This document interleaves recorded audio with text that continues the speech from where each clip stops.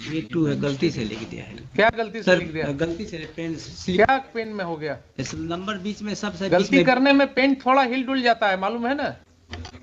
अपने अंदर जो है ना, भीतर से कुछ आवाज आती है गलती करते समय, तो वो पेन का हिलना डुलना जो है वो हो जाता है। क्या गलती किया है आपने, बताइए जरा मुझे। सर नंबरिंग करने में गलती हुआ है। नंबरिंग करने में, चूंकि आप बीच में उसको डाल रहे थे, फोर्जरी के लिए आप जाइएगा।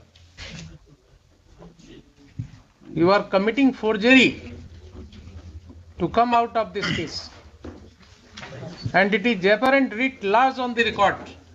सर एक्सरे रिपोर्ट का भी है sir. Police, doctor, everybody is in league with each other. You are not following the judgment of the court. You are not following the order of the CGM. What kind of police you are working here?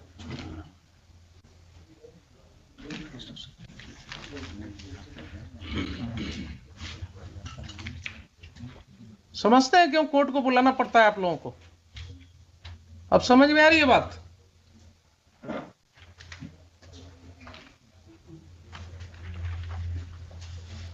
आपको पता नहीं होता कानून क्या है, यही problem है। क्या गड़बड़ हुई है उसमें, बताइए मुझे। छिपाइएगा नहीं, जितना छिपाइएगा उतना आप सर एक्सरे का भी चले जाइएगा। वही नंबर लिखा हुआ है एक्सरे। उसमें क्या गलती हुई है, पेन में क्या गलती हुई है आपकी? ऊपर से नंबर जो लिख रहे थे डॉक्टर, हाँ।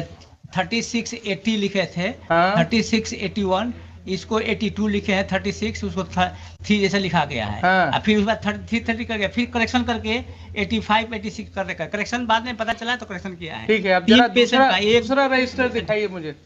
3 पेशेंट दूसरा रजिस्टर दिखाइए मुझे। एक्सरे का रिपोर्ट है, वही नंबर उसमें भी रीड हुआ है सर, उसी डेट। लाइए दिखाइए जरा।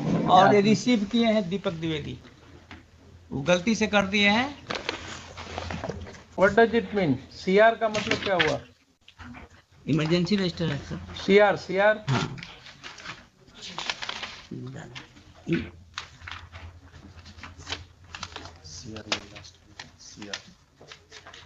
चेस्ट एक्सरे लिखा हुआ है। What is this CR?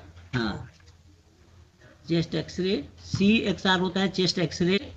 और इसमें दीपक नंबर है, इसमें ये है। हाँ, क्या है? 36 है, 32 number. Where is the report of this x-ray? X-ray का रिपोर्ट सर उसी में रिसीव किए हैं ये दीपक। आप रिपोर्ट मुझे बताइए ना, वेयर इज? आप अपने रिकॉर्ड में कुछ तो रखते होंगे। नहीं है सर रिकॉर्ड में, वो एक्सरे नहीं है ना? नहीं है सर। इसका एक्सरे मतलब रिपोर्ट लेके पेशेंट चले गए, उसमें रिसीविंग है सर। इसका मतलब रिसीविंग है सर। तो आपने एक्सरे रिपोर्ट उनको हाँ। जो दिया उसकी कोई कॉपी आप नहीं रखते हैं? एनजीओ का था सर, एक्सरे एनजीओ का था। उस वक्त एनजीओ कराती थी एक्सरे, उसी का रिकॉर्ड रहता था, वही हॉस्पिटल वहाँ पर वो प्रोवाइड करते थे फैसिलिटीज। ये रजिस्टर से सुनिए जरा, धीरे धीरे चलिए। हाँ। ये रजिस्टर से कहाँ दिख रहा है कि ये उन्होंने रिसीव किया है? आगे सर मेंशन उसी लाइन में सर, लास्ट में। लास्ट में क्या है मेंशन? दीपक द्विवेदी लिखा हुआ है। तो हमने दस्तखत कहीं कर दिया, इसका मतलब क्या हुआ कि वो हमने रिसीव कर लिया? ये तो इसका मतलब हुआ कि जिसका आपने किया उसका आपने सिग्नेचर लिया। दिस रजिस्टर ओनली शोज कि जिस पेशेंट का आपने एक्सरे किया उसका सिग्नेचर या आपने उसका अंगूठे का निशान लिया।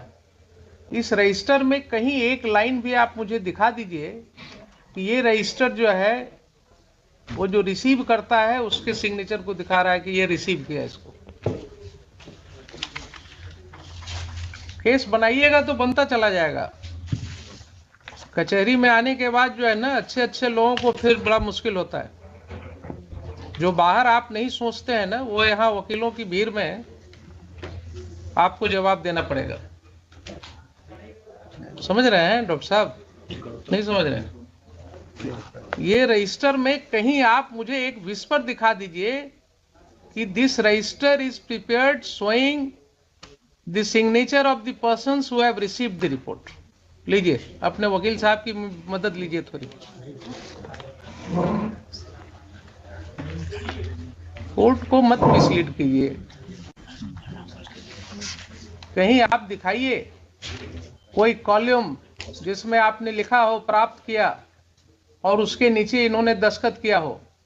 रजिस्टर एनजीओ का है। आप अगर किसी कॉलम में लिख देते हेडिंग में प्राप्त करता, ठीक है सर। समझ गए बात? ठीक है। देख रहे हैं ना कैसे होता है कोर्ट में cross examination.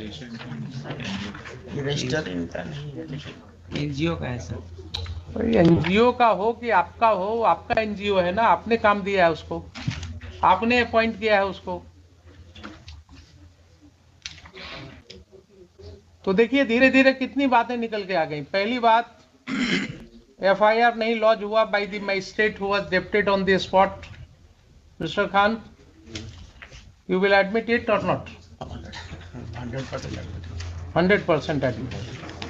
So your magistrate who was deputed on the spot, he did not lodge FIR on 13/10/16.